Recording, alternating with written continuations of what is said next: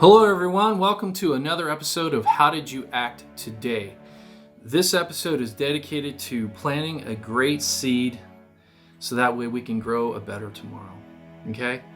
So if you like this channel, please don't forget to subscribe and ring that bell, and that way we'll meet you here every week to make sure that we can realize and reach our potential. So on that, the story I want to share for this episode is when my daughter was growing up, we liked to play punch buggy.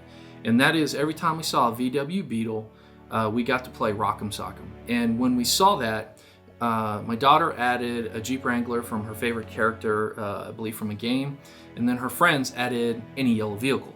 Well, at first, my daughter, it was hard for her to recognize the old VW Beetles versus the new ones, the different type of Jeeps that are out there. She got confused. And whenever you made a mistake, you got to Rock'em Sock'em twice. So she wanted to spend a lot of conscious thought in order to identify those things. So at every light, she was scanning to see what she could find. Over time, because of the positive reinforcement of, I guess, Rock'em Sock'em Dad, she was able to instantaneously engage her subconscious mind, or the robot part of her mind, in order to scan a whole parking lot on the highway and could tell me every yellow vehicle, every Jeep Wrangler, red or yellow, you get 2 hits for those, and every VW bug that was in the parking lot. And some of these things had more than 40. So in an instant, her mind recognized 40 of these vehicles while driving, 55 miles an hour. So how much time are we giving to reprogram our mind in order to grow our faith and potential? So the verse I want to share this week is from Luke 8:12-15. And this is where God says a farmer's planting a seed, and that seed is basically the Word of God. And so it can be planted amongst rocks, amongst thorns, or in good soil, so that way it bears fruit. So here, let's just go through those. Verse 12, those along the path are the ones who hear, and then the devil comes and takes away the word from their hearts, so that they may not believe and be saved. 13, those on rocky ground are the ones that receive the word with joy when they hear it, but they have no root. They believe for a while, but in time of testing, they fall away. 14, the seed that fell among thorns stands there for those who hear, but as they go on their way, they are choked by life's worries, riches and pleasures, and they do not mature. 15, but the seed on good soil stands for those with noble and good heart who hear the word, retain it, and by preserving it, produce a crop. So folks, what that means is there's different ways for you to receive the word of God. One is, first one, you don't receive it at all. You don't even get to hear it, and you never apply it. The next one is you're, oh my gosh, I hear the word of God. I'm very excited. I know that I'm going to have a forever. I know I'm going to have, an afterlife, and I'm going to live forever because I gave my heart and my soul to God, and I'm saved. But then you fall away as soon as somebody tests your faith. Next, you plant it in thorns, meaning you hear the word, you do the word of God, but eventually, and this is what a lot of maybe Christians are at, is it's drowned out by life. Me in the military, there's always something to do, there's always something to improve, there's always somebody to help. Well, the problem is if I don't give time to the word of God, it never sinks in my heart, so it will get drowned out. Trust me, my phone will do it for me, Netflix will do it for me, video games will do it for me. But if I bear it, if I give 100% of my mind and my thoughts and my soul to God, I will bear fruit. And so that's why we're taking time for this channel, in order to, so that way we can make each other better. During this journey, trust me, I'm improving. So how can we reprogram our minds to increase our faith and our potential? Knowing how the mind works can allow you to plant your thoughts and emotions for a better tomorrow. If you don't plant them in the right stuff, they will not grow. They will wilt and die. So the heart is the soil. What are you planting in your mind? So the parts of the mind are the squirrel, the robot, and this Yoda. I don't know any Yoda mind tricks, but if I knew one, please watch this channel in the future. Okay, kidding. Or please subscribe and ring that bell. All right, so I don't have any Jedi mind tricks, but things that you need to do take away from last week is positive things add to your life, negative things take away from your life. So whatever you're focused on, your conscious part of your mind is the reasoning part. It will see things like death, disaster, sickness, poverty, limitation of every kind. Or it also sees prosperity, faith, honor, love, abundance in every form. So when I gave the example of my daughter seeing those vehicles, in an instant she viewed those vehicles that had no meaning to her before, but while we played this game, they instantaneously mean a good thing. You know, if you're on the receiving end, it may not be. But when we were having fun, so when you spend your conscious thought to program the robot part of your brain, you could see love, honor, faith, abundance in those things. So the robot is programmed by the squirrel, but your subconscious mind is like a computer. If you program it with hate, sadness, destruction, disaster, and everything is an emergency, trust me, your subconscious mind will give you more of that. And that's what your squirrel will continue to focus on. Do you want your squirrel to focus on love, honor, helping people, the word of God, being saved, trying to save others? Where do you want to focus the squirrel of your mind? Because the robot is the one that kind of filters out everything the squirrel sees. The squirrel will see millions of things in an instant. Your robot part of your brain is your filter. So when you see all this information, what will come out in the end? That depends on how you program it. And this is where habits are formed. So when you're working out, for example, if you work out regularly, let's say for 21 days, and you give a good hour to it and you cut out distractions, after 21 days, if you didn't work out, you will feel like something is missing.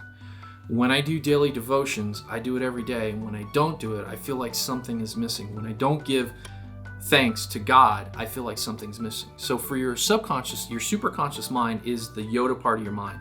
This is where you're 100% focused. So let's say you are doing a term paper, and the first part of it, you're distracted. You're worrying about what life has for you. Maybe dinner's ready. Who knows? But you are going to be distracted. But after about 20 minutes, you get into this flow-like state and you knock out that paper. If you're me, I procrastinate, so that 2 hours to take to write that one important email or thing that took me a while to research and do, or let's say the budget, I could have done it, a couple weeks ago, but when I finally got into the flow state, cut out all of my distractions, I was able to take care of it very quickly. So for you, how much time are you letting Yoda battle the robot and the squirrel? Okay, so in reprogramming your mind, there's a couple things that you need to know.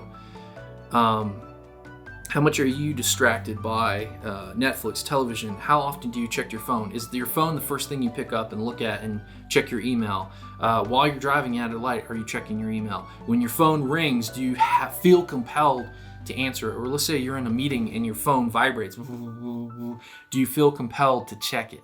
How addicted are you to electronic devices? Well, every time that you reinforce that addiction, you will be distracted and you will not be able to focus. So when you have your phone, and if your phone is a part of those pop-ups, how many of you are at work and you have that little pop-up on your email and you go, boom. Every time that you respond to that and you move your mind from one thing to that, you are no longer giving 100% of your mind and all of you towards that one thing. So to reprogram your mind, that's why that verse was important. If you don't take time to put the word or what you want to accomplish in good soil, you will not accomplish it. So the secret to reprogramming your mind is creating an environment with no distractions. Nothing that can let the squirrel out. Because the robot, once you're in the Yoda mindset, will fully focus on the word of God. So like when I read that verse, the example I use is every day I use an app called the Bible, and in there I have a daily devotion on whatever I'm studying this week to do for this video, and I'll read the devotion and I'll read the verse, but I do one per day, and then after that I listen to a program called Darren Daily from Darren Hardy, which gives you how to be the exception, how to be the best part of yourself. each day. And then I think about how do I apply that, and then I journal. There's a power in writing down something. We'll cover that later. But the robot, you have to spend time in that. But trust me, at first it's going to be hard. So it takes 21 days to change a habit, and we'll discuss a more methodical way of how you can form habits and how to form muscle memory. We have an episode just on that. But in order to do that, you need to find your own distraction-free zone. So that leads me to my personal exercise. For those of you who are looking to improve yourself, the only thing I want you to do this week is find a place and part of the day where you can cut out all distractions. That means no phone, no buzzing phone. Nobody can come through the door and call you. You are able to focus fully on what you are looking to accomplish. Then what I want you to do is I want you to spend time learning something about what you're trying to accomplish. So if you're trying to be more physically fit, spend time being physically fit, and then spend time on how you can do that better. Is there a better rep? Is there a better exercise you can do? If it's to become more faithful in the Word of God, spend time and maybe do a weekly plan, or do just a daily devotion and read it, and then look up the verses. Always look up the verses. Then think about how you will apply that, because how you apply it is really that super conscious part of your mind working. Now, if you have distractions, you won't even remember what you read, and you definitely will not apply it. You must let Yoda out to fight the robot and the squirrel, okay? And then throughout your day, by you slowly programming your robot part of your mind, you're going to find other people who are very spiritual. You're going to find other people who are maybe don't have the easiest of life, but they look at life and they learn how to fall forward. They will then become a part of your life to add to your life, not take away. And then you'll start to notice to cut out those people who take away from your life. For my leaders out there, for my leaders of my teams, you need to figure out a way to set up a distraction-free zone for your team.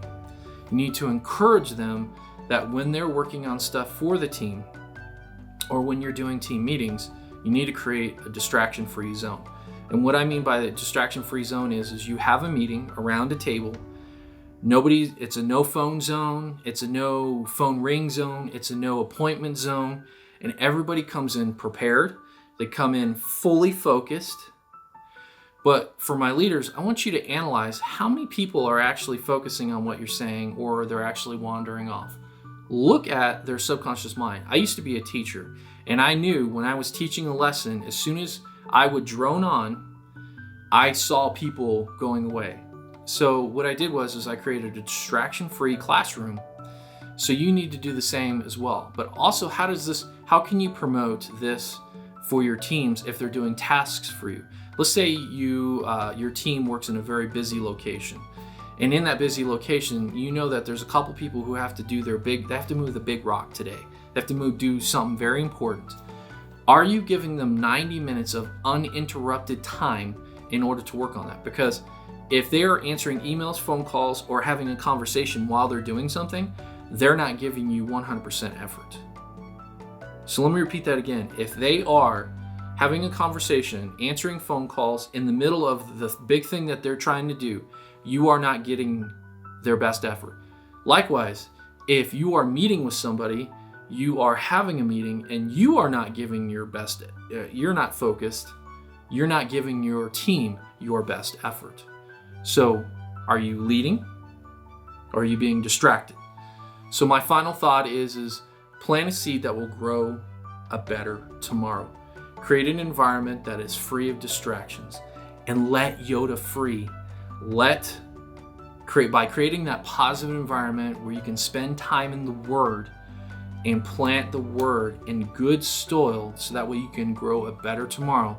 But also just spending time learning something, reading something, watching something on your whatever you're trying to grow. So whatever your potential is, this is a very important part to helping you realize your potential, to make sure whatever you're thinking, this is a battle space. And trust me, everything is fighting for that battle space. So I challenge you, create a distraction-free zone, spend time in the Word, and then also spend time because you are worth it and we are doing this for a greater good. And I'll end, how did you act today?